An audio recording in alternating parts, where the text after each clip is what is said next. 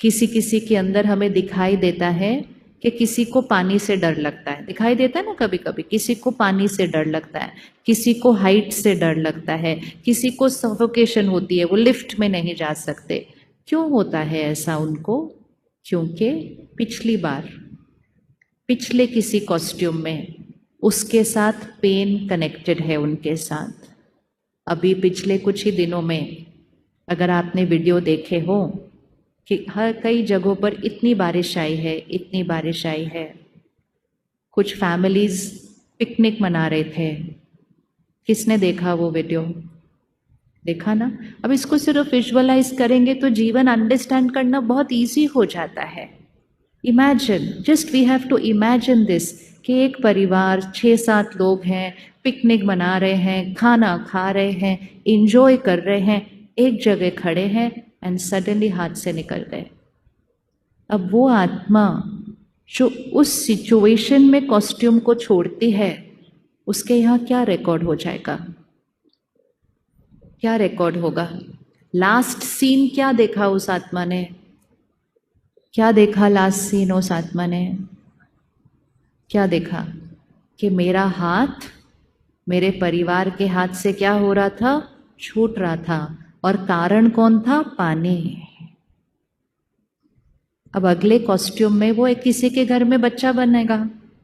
हम कहेंगे बच्चा है, तो हमें लगता है ब्लैंक सीडी है, परफेक्ट सीडी आई है। और हो सकता है कि वो सोल जिनके घर में जाए वो दोनों स्विमर हो सकता है नेशनल लेवल स्विमर हो। और जब वो आत्मा गर्भ में एंटर की तो 6-7 महीने से वो दोनों पेरेंट्स एक ही बात बोल रहे थे, इसको तो हमने ओलंपिक लेवल तक स्विमर बनाना है। होता है ऐसे कि नहीं होता है? और जैसे ही वो बच्चा 2-3 साल का होता है, वो उसको पानी के पास लेकर जाते हैं, तो वो बच्चा क्या करता है? क्या करेगा वो बच्चा पानी के पास जाकर? विजुअलाइज करो, क्या करेगा वो बच्चा पानी के पास जाकर? जाएगा वो पानी के अंदर? जा पाएगा वो पानी के अंदर? नहीं। और वो दोनों पेरेंट्स जो इतने सालों से सोच रहे थे कि हम अपने बच्चे को ये बनाएंगे, उनको ये दिखता है कि उनका बच्चा तो पानी के नजदीक भी नहीं जा सकता है। क्या वो इस बात को समझ पाएंगे? वो कहेंगे मेरा बच्चा और डरपोक, मेरा बच्चा डरपोक, मेरा बच्चा पानी से डरता है। वो खुद ही डर जाएंगे इस बात को देखकर, डरेंगे, परेशान होंगे, चिंता करेंगे, उसको क्रिटिसाइज करेंगे, तुम डरपोक हो, कैसे बच्चे हो। और फिर सिर्फ वो नहीं, आसपास के लोग भी उस बच्चे का मजाक उड़ाएंगे, ये पानी से डरता है बच्चा। और जब हम ये सब करेंगे तो हम कौन सी एनर्जी क्रिएट कर रहे हैं? चिंता कर रहे हैं तो भी मार रहे हैं, डर रहे हैं तो भी मार रहे हैं, दुखी हो रहे हैं तो भी उसको मार रहे हैं। और जब हम ये वाली एनर्जी उसको भेज रहे हैं तो उसकी शक्ति क्या हो जाएगी? ऑलरेडी वो डर लेकर आया है। एंड सबसे कॉम्प्लिकेटेड चीज ये होती है, उस आत्मा को खुद को नहीं पता होता कि मुझे क्यों डर लग रहा है। तो जब वो सबको देखता है कि किसी और को डर नहीं लगता, ये मुझको ही क्यों डर लगता है, वो खुद से ही परेशान हो जाता है। तो वो खुद को भी मारता है, लेकिन दूसरे लोग भी उसको अपनी वाइब्रेशन से और शब्दों से मारते हैं। अगर उसी समय कोई प्यार से जाके धीरे से उनको बोले कि वो आपको पता है कुछ साल पहले कैसे वो हुआ था हादसा, ये वो वाली आत्मा है, उसके बाद वो उसको मारेंगे ऐसा? उसके बाद वो तुरंत कैसे हो जाएंगे? तुरंत वो कैसे हो जाएंगे? Like understanding the journey of the soul आपको इससे इस पे शिफ्ट कर देगा। आप कहेंगे कोई बात नहीं, ये लेकर आया है ना डर का संस्कार। इट डज नॉट मीन कि अगर हम कोई संस्कार लेकर आए हैं हमने जीवन भर उस संस्कार के साथ रहना है, नो। लेकिन उसको संस्कार को बदलने के लिए हमें ऐसे से क्या करना पड़ेगा? ऐसे उसको पावर देनी है, उसको ब्लेसिंग्स देनी है, उसको शक्ति देनी है, उसको धीरे धीरे धीरे धीरे उसके पास लेकर जाना है पानी के, और धीरे धीरे धीरे धीरे एक नई रिकॉर्डिंग क्रिएट करनी है। अब ये जो बच्चा आया होगा उनके घर पे, क्या उसको सिर्फ पानी से डर लगेगा या उसको और भी कोई चीज का डर लगेगा? सिर्फ, और ये this is only based on that last scene of the life of that soul. बाकी तो जीवन में इतने सारे सीन्स हैं, और किस चीज से डर लगेगा? सोचो, बहुत इजी है। और किस चीज से डर लगेगा? किस चीज से डर लगेगा? उसने क्या क्या खोया उस समय? क्या खोया? What is the last recording? मेरी फैमिली मेरे हाथ से छूट रही है। उस बच्चे को इवन जब उसका कॉस्ट्यूम 30 इयर्स 40 इयर्स 50 इयर्स का भी हो जाएगा, उस व्यक्ति को हमेशा लोगों को खोने का डर रहेगा। कि बहुत सारे डर हैं हमारे जीवन में। इसी तरह सारे जो हमारे संस्कार हैं, अब जो आसपास के लोग हैं उनको कुछ समझ में नहीं आता, इनको इतना डर क्यों है मुझे खोने का। लेकिन जिसके पास डर होता है ना लोगों को खोने का, वो बहुत पोजेसिव बन जाता है, वो बहुत कंट्रोलिंग बन जाता है, वो हमेशा चेक, कहाँ हो तुम, कहाँ। दूसरा जना सफोकेट हो जाता है, उसे कैसा है, मैं कहीं नहीं जा रही हूँ, लेकिन उसको लोगों को खोने का डर है। लेकिन क्योंकि हम ये समझ नहीं पाते कि this is a journey of the soul, हम ये समझ नहीं पाते कि ये आत्मा कुछ देख कर आई है तभी ऐसा कर रही है, हम ये समझ नहीं पाते कि ये उसके संस्कार और पिछले कर्म हैं। हम सिर्फ अभी को देखते हैं, और उसको देखने की वजह से हम कैसे बन जाते हैं? 1 मिनट आंख बंद करो, अपनी फैमिली को देखो। अब उनको फैमिली के लेबल से नहीं देखना, फैमिली तो वो है ही, लेकिन वो सिर्फ अभी का रोल नहीं है। They are a soul on a journey. वो एक लंबी जर्नी से आ रहे हैं, उनको खुद क्यों भी वो जर्नी याद नहीं है।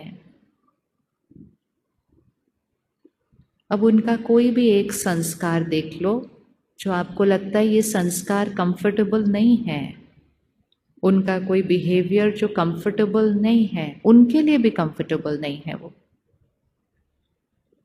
उनका कोई टिपिकल एक पैटर्न हो सकता है जो कंफर्टेबल नहीं है, लेकिन आज से हमने उस आदत, उस संस्कार को देखकर परेशान नहीं होना, नाराज नहीं होना, चिंता नहीं करना, दुखी नहीं होना, क्योंकि जब हम वो करते हैं तो हम खुद को भी मारते हैं और वाइब्रेशन से उनको भी मारते हैं।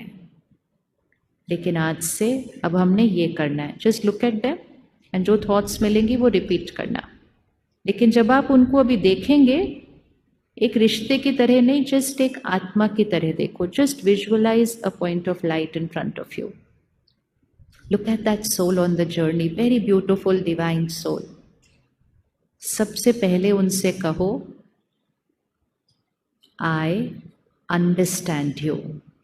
क्योंकि अभी तक बहुत बार उनको कहा था मुझे समझ नहीं आता आप ऐसे कैसे करते हो, मुझे समझ नहीं आता आप ऐसे क्यों हो।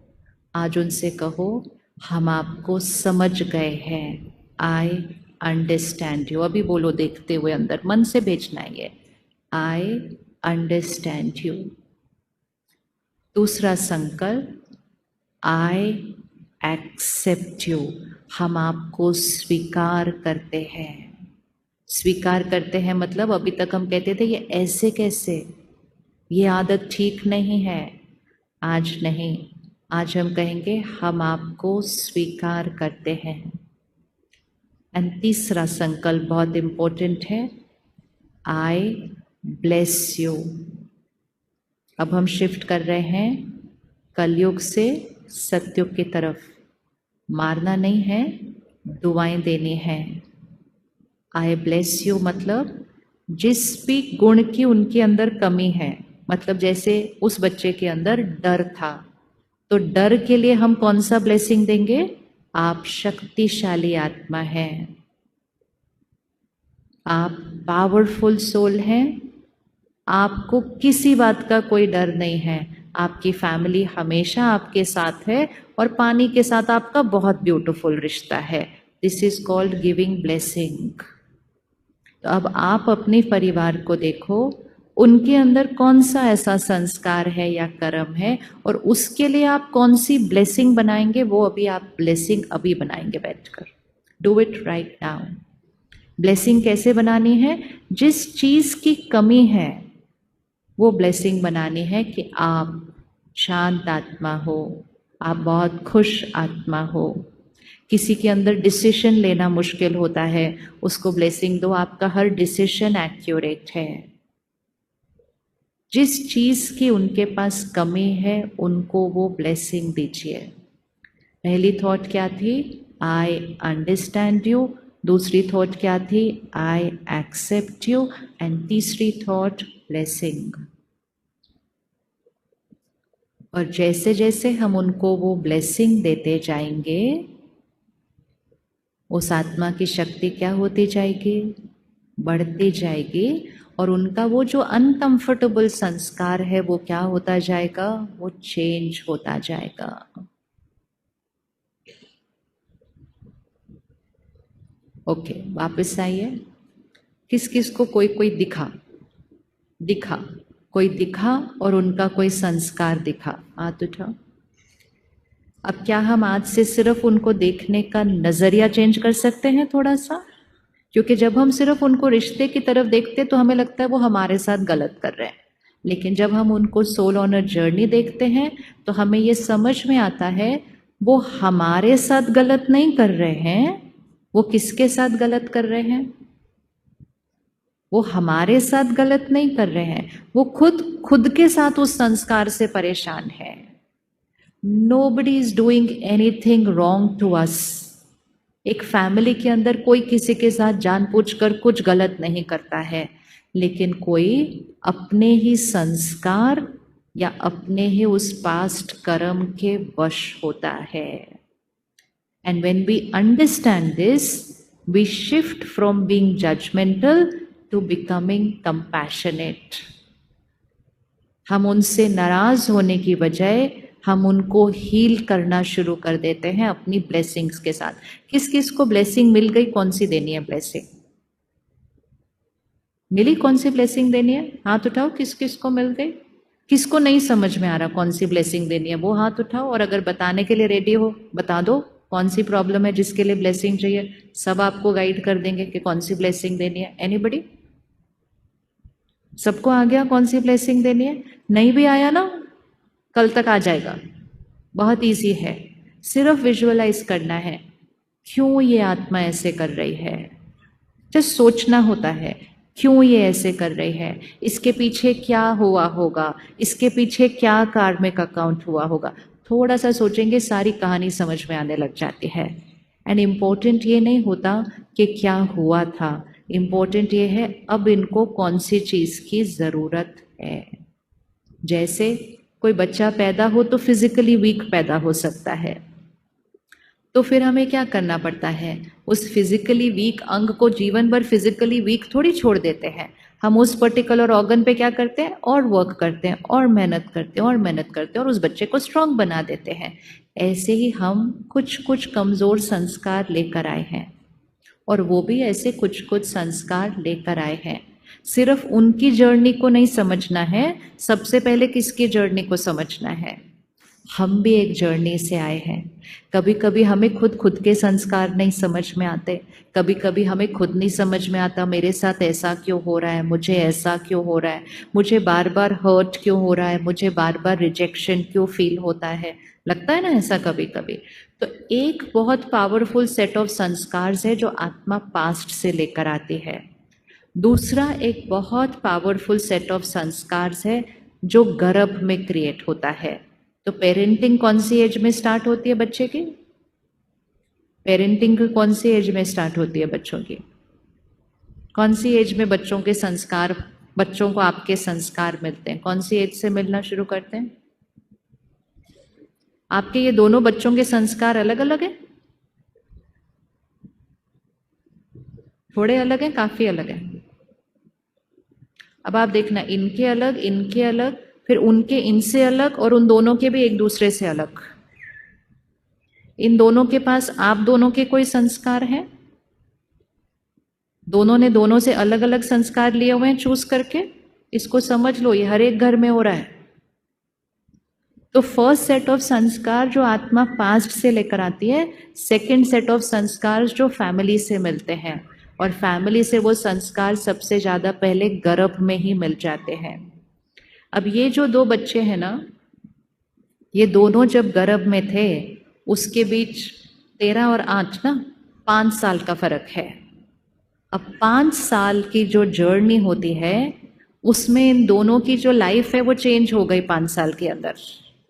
तो जब फर्स्ट चाइल्ड आता है, फैमिली की सिचुएशन अलग होती है, जब सेकंड चाइल्ड आता है, फैमिली की सिचुएशन अलग होती है। लेकिन जैसी सिचुएशन होती है, ऐसी पेरेंट्स की मनोस्थिति होती है, और जैसे पेरेंट्स की स्टेट ऑफ माइंड होती है, वो सोल इन द वूम वो स्टेट ऑफ माइंड को अब्सॉर्ब कर रही होती है। तो कभी भी कोई बहुत प्रिडोमिनेंट संस्कार आपको तंग कर रहा हो ना, तो सिर्फ जाकर अपनी मदर से पूछना, जब मैं आपके गर्भ में थी क्या हालचाल था हमारे घर का। बहुत सारे आंसर आपको वहीं मिल जाएंगे अपने आप के। जैसे किसी पेरेंट के लाइफ में फाइनेंशियल क्राइसिस चल रहा है, नई नई शादी हुई है, नई नई नौकरी लगी है, नया नया बिजनेस है, तो उनके अंदर बहुत सोच चलती है, ध्यान से खर्च करना है, ज़्यादा खर्च नहीं करना, पैसे नहीं है। जब तक सेकेंड चाइल्ड आता है, फाइनेंशियल सिचुएशन बिल्कुल सेफ हो जाती है। फर्स्ट बच्चे के अंदर हमेशा ये फीलिंग होती है, मेरे पास कम है, मुझे कम मिला है, क्योंकि जब वो वूम में था, वो पेरेंट ये सोच रहा था कि कम है। तो बहुत सारी चीज़ें होती हैं जो एक पर्सनालिटी को क्रिएट करती हैं। इसलिए कभी भी किसी को देखकर ये नहीं बोलना ये ऐसे क्यों है। ये बहुत सारे फैक्टर्स हैं जो उनको वैसा बनाते हैं। लेकिन पावरफुल बात यह है कि जैसे भी हैं, हम जैसे भी हैं और वो भी जैसे भी हैं, अगर हमने ये कर लिया तो हम क्या हो जाएंगे?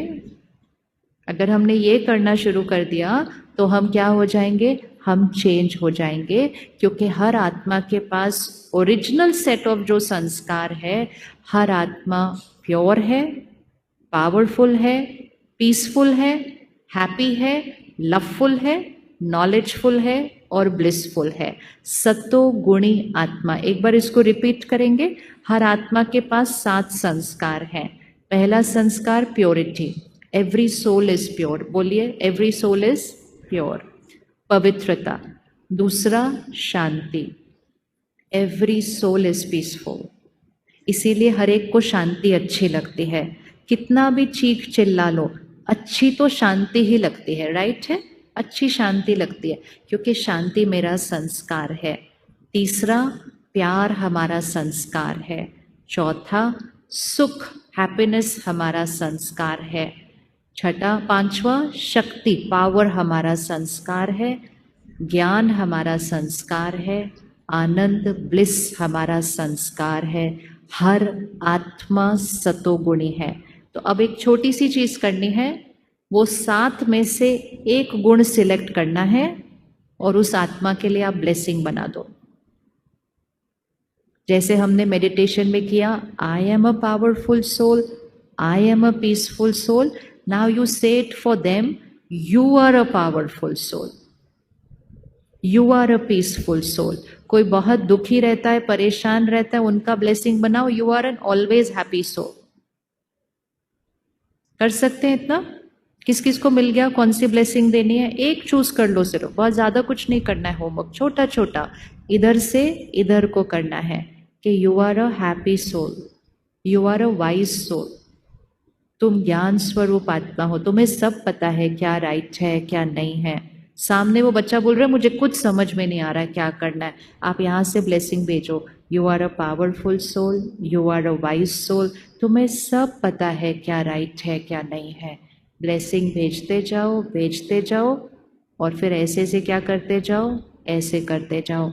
उस आत्मा को, उसके अंदर की जो आग जल रही है, उसको हमें क्या करना है?